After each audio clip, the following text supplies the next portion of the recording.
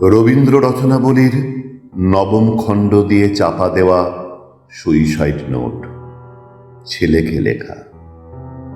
লিখে হাতে ব্লেড নিয়ে বাথরুমে ঢুকেছিলেন মাস্টার মশাই। দুপুরবেলা কাজের লোক দরজার তলা দিয়ে রক্ত আসছে দেখে চিৎকার করে ওঠে। ছেলেকে লেখা এই তার প্রথম এবং শেষ চিঠি। অরণি, আমি বিশ্বাস করি সন্তান পবিত্র জলের মতো। যদিও তোমার সঙ্গে আমার সম্পর্ক ভালো নয়, তবু তোমাকেই লিখে রেখে যায়।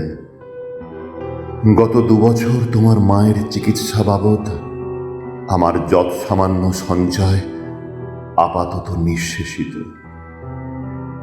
চিকিৎসার ব্যয়ভার আমি আর নিতে পারছিলাম না। জীবনে তোমার টাকা ছুঁইনি, মরেও ছোঁব না। আমি আজীবন ছাত্র পড়িয়েছি, জ্ঞানত কোনো অন্যায় করিনি। গত মাসে আমার স্কুলে এক অভিভাবক এসে ঝুলোঝুলি করেন তার ছেলেকে নেবার জন্য। আমি প্রথম দিন ফিরিয়ে দিই, দ্বিতীয় দিন ফিরিয়ে দিই, তৃতীয় দিন পারিনি। তিনি আমাকে একটা বড় খামে 30,000 টাকা দিয়ে চলে যান। সেই টাকায় এই মাসে তোমার মায়ের চিকিৎসা চলছে। জানি না তিনি বাড়ি ফিরবেন কিনা কোনোদিন।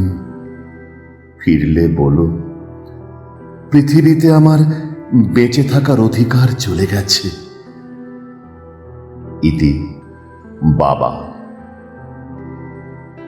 যখন সারাটা দেশ দাঁড়িয়ে আছে ঘুষের টাকার ওপর, তখনও রবীন্দ্র রচনাবলী দিয়ে চাপা দেওয়া একটা সুইসাইড নোট হাসপাতালে গাছের তলায় গা ছমছম করছিল।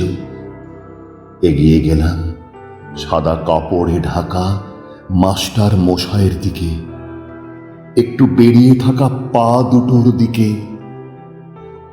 ওই একটু বেরিয়ে থাকা পা দুটো যেন ভারতবর্ষের শেষ মাটি।